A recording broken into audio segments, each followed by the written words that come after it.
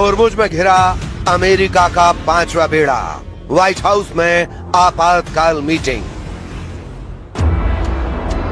Iran युद्ध वाकई में इतना ज्यादा खतरनाक हो चुका है जितना पहले कभी नहीं था। 39 दिन में अमेरिका और इजराइल के तूफानी, खूनी और भीषण हमलों से तबाह ईरान को लेकर दुनिया भर के एक्सपर्ट से ही मानकर चल रहे थे कि ईरान ने अमेरिका और इजराइल के सामने घुटने टेकने शुरू कर दिए हैं। 11 और 12 अप्रैल को इस्लामाबाद में हुई अमेरिका और ईरान की शांति वार्ता के बाद जिस तरह से राष्ट्रपति ट्रंप ईरान को दुनिया भर में बेइज्जत करने में जुटे थे, अब उस ईरान ने ऐसा होर्मुज हमला किया है कि पिछले 18 घंटे से ट्रंप की बोलती बंद हो गई है। हालात यह है कि स्ट्रेट ऑफ होर्मुज में ईरान को घेरने के लिए अमेरिका के 5वें बेड़े के जिन 16 युद्धपोतों को लगाया हुआ था वो पूरी तरह से ईरान के टारगेट पर आ चुके हैं। खबर तो यहाँ तक है कि अमेरिका के खुफिया विभाग ने ये दावा किया है कि लगभग 40 दिन के हमलों के बावजूद ईरान के 60% मिसाइल लॉन्चर अभी भी बचे हुए हैं, जिसके दम पर ईरान एक बार फिर से अमेरिका और इजरायली अड्डों पर हमला करने जा रहा है। इधर इजराइल के प्रधानमंत्री नेतन्याहू ने एक ऐसा बयान दिया है जो सुनकर दुनिया हैरान रह गई है। नेतन्याहू ने दावा किया कि अगर हम ईरान पर इस वक्त हमला नहीं करते तो ईरान परमाणु बम बना लेता और इजराइल का वजूद मिटा देता। नेतन्याहू ने यह बताने की कोशिश की है कि ईरान बहुत ही खतरनाक तैयारी कर रहा था, इसीलिए उस पर हमला हुआ है। फिलहाल ईरान ने साफ कहा है कि हम होर्मुज और ईरान के परमाणु मुद्दों को लेकर अमेरिका से तब तक जंग कर सकते हैं जब तक कि हम अपने दुश्मनों को कड़वी हार नहीं दे देते। ईरान का होर्मुज हमला शुरू, घिर गया अमेरिका का 5वां बेड़ा।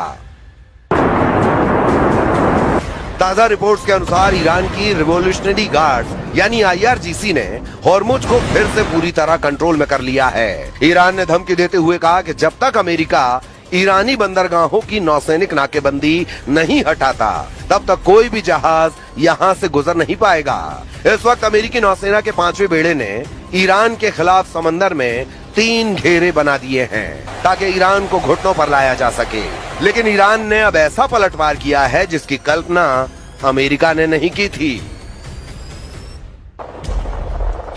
अमेरिकी नौसेना के 5वें बेड़े यानी 5th फ्लीट ने 13 अप्रैल 2026 से ईरान के प्रमुख बंदरगाहों जैसे बंदर अब्बास, चाबहार और बुशहर की जो घेराबंदी शुरू की थी, अमेरिका ने ईरान के तटों को 3 स्तरों में बांटा है ताकि कोई भी ईरानी जहाज बाहर न निकल सके। पहली परत आउटर रिंग, विमान वाहक पोत USS अब्राहम लिंकन और उसके स्ट्राइक ग्रुप के युद्धपोत जो लंबी दूरी की मिसाइलों और विमानों से निगरानी कर रहे हैं। दूसरी परत मिडिल रिंग, अर्ली बर्ग क्लास के गाइडेड मिसाइल डिस्ट्रॉयर्स जो किसी भी संदिग्ध हलचल को रोकने के लिए तैनात हैं। तीसरी परत कोस्टल रिंग, मानव रहित समुद्री ड्रोन और छोटे पेट्रोल वेसल्स जो सीधे ईरान के बंदरगाहों के मुहाने पर नजर रखे हुए हैं। अब ईरान ने इस घेराबंदी को तोड़ने के लिए अपनी पारंपरिक नौसेना के बजाय असममित रणनीति का इस्तेमाल शुरू कर दिया है। ईरान ने इस अभेद्य घेरे को तोड़ने के लिए हमले के लिए मास्टर स्ट्रोक प्लान बना लिया है, मच्छर बेड़ा। ईरान के पास हजारों की संख्या में छोटी, तेज और फुर्तीली नावें हैं। ये नावें रडार की पकड़ में नहीं आती और चट्टानी गुफाओं में छिपी रहती हैं। ये एक साथ झुंड में हमला करके अमेरिकी युद्धपोतों को उलझाने की ताकत रखती हैं। कामिकेज और मरीन ड्रोन्स, ईरान ने शाहिद जैसे आत्मघाती ड्रोन्स और पानी के नीचे चलने वाले मरीन ड्रोन्स का इस्तेमाल शुरू किया है जो सीधे युद्धपोतों के सबसे कमजोर हिस्से जैसे प्रोपेलर या हल से टकराकर उन्हें नुकसान पहुंचा सकते हैं। क्रूज और बैलिस्टिक मिसाइलें, खुफिया रिपोर्टों ISW के मुताबिक ईरान ने हाल ही में अपने मिसाइल साल्वों में क्रूज मिसाइलों की संख्या बढ़ाई है। हज कासिम जैसी मिसाइलें जिनकी रेंज 1400 किलोमीटर है, गहरे समुद्र में खड़े अमेरिकी बेड़े को निशाना बना सकती हैं। स्मार्ट माइंस, ईरान ने होर्मुज में ऐसी माइंस बिछाई हैं जो केवल खास तरह के इंजनों की आवाज सुनकर फटती हैं। दावों के मुताबिक अमेरिकी सेंट्रल कमांड यानी सेंटकॉम ने जो 16 युद्धपोत ईरान को घेरने में लगाए वो अब ईरान के टारगेट पर आ चुके हैं और अब इसीलिए सिचुएशन रूम में ट्रंप ने टॉप कमांडर और जनरलों के साथ मीटिंग की है जिसमें ईरान पर बड़े हमले की तैयारी हो रही है। 60% मिसाइल लॉन्चर से हमले को तैयार ईरान। بدون شک اصلا نفذ مذاکره مال این است که خلاصه طرفین به یک تفاهمی برسن، ولی ما در حقیقت اون چیزی که برای ما اصل بوده این بوده که این بی‌اعتمادی همون نکته‌ای که اشاره کردم، ما حسن نیت داریم. ईरान की नई धमकियों से साबित हो चुका है कि वो ट्रंप की बेतुकी शर्तों और दबाव के खिलाफ अब जंग को आखिरी विकल्प मानकर चल रहे हैं। इसीलिए अब दावे होने लगे हैं कि 20 अप्रैल को पाकिस्तान के इस्लामाबाद में होने वाली अमेरिका ईरान की मीटिंग कैंसिल हो चुकी है। ये मीटिंग ऐसे वक्त कैंसिल हुई जबकि सीज फायर की डेडलाइन 22 अप्रैल को खत्म हो रही है। अब सवाल उठता है कि ईरान बातचीत के बजाय बारूद से फैसला करने पर उतारू क्यों है। इसके पीछे की सबसे बड़ी वजह यह है कि ईरान के मिसाइल बंकरों और पहाड़ियों पर अभी भी इतने ज्यादा घातक और भारी मात्रा में हथियार मौजूद हैं जो अमेरिका और इजराइल को कड़ी टक्कर दे सकते हैं। खुद अमेरिका के खुफिया विभाग के एक सूत्र के हवाले से अमेरिकी मीडिया CNN ने दावा किया है कि ईरान के पास अभी भी 60% मिसाइल लॉन्चर बचे हैं जो लंबा युद्ध लड़ने के लिए काफी हैं। ईरान ने अमेरिका इजराइल के साथ 2 हफ्तों के युद्ध विराम के दौरान युद्ध के अगले फेज की जमकर तैयारी की है। इन 2 हफ्तों के दौरान ईरानी सेना एक बार फिर से अपनी शक्ति को संभाल रही है। जरा देखिए पूरी खबर।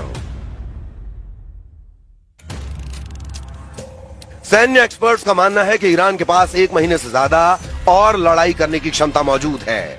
हालांकि अधिकारियों का यह भी कहना है कि ईरान के हथियारों के जखीरे का सही आकार अभी भी साफ नहीं है। इंटेलिजेंस के आकलन से उसकी बची हुई क्षमताओं का सिर्फ मोटा मोटा अंदाजा ही मिलता है।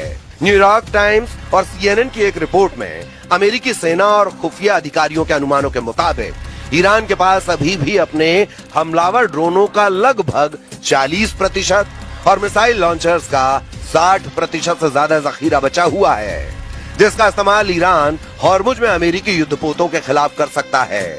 या फिर अगर युद्ध विराम के बाद फिर से तनाव भड़कता है तो इन हथियारों का इस्तेमाल किया जाएगा। डोनाल्ड ट्रंप की धमकियों के बीच ईरान ने चेतावनी दी है, हम पूरी तरह से तैयार हैं।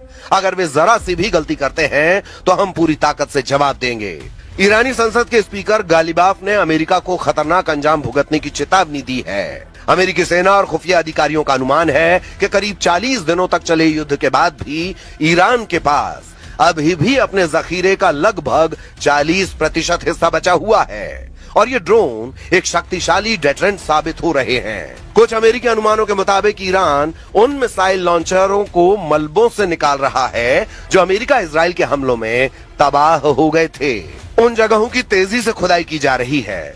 जब ये काम हो जाएंगे तो ईरान के मिसाइल लॉन्चरों का जखीरा करीब 70% तक पहुंच जाएगा। यानी युद्ध से पहले ईरान के पास जितने मिसाइल लॉन्चर थे उसका 70% हिस्सा उसके पास 40 दिनों के युद्ध के बाद भी रहेगा। ईरान के पास मिसाइलों की भी काफी क्षमताएं अभी भी मौजूद हैं।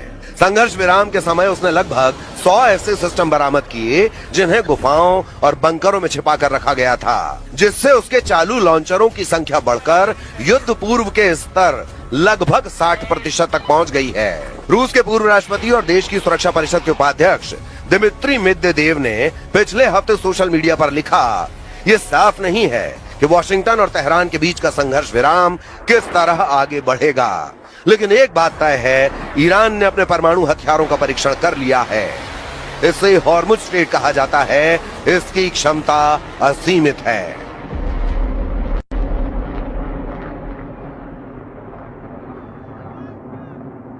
باید اون رویکرد گفتگوی خودشون رو از یک جانب گری و روحیه‌ای که بخوان یه چیزی رو بر ما تحمیل بکنن از این دست بردارن و تجربه کردن که چنین چیزی اتفاق نمیفته. हॉर्मुज में लंबी जंग को तैयार ईरान, चीनी सैटेलाइट निशाना अमेरिकी अड्डे। जब से अमेरिका ने चारों तरफ से हॉर्मुज की नाकेबंदी की है, उसके बाद से ईरान ने रूस और चीन के साथ मिलकर ऐसी जंग की तैयारी कर ली है जो अमेरिका के लिए मौत का भंवर साबित हो सकता है।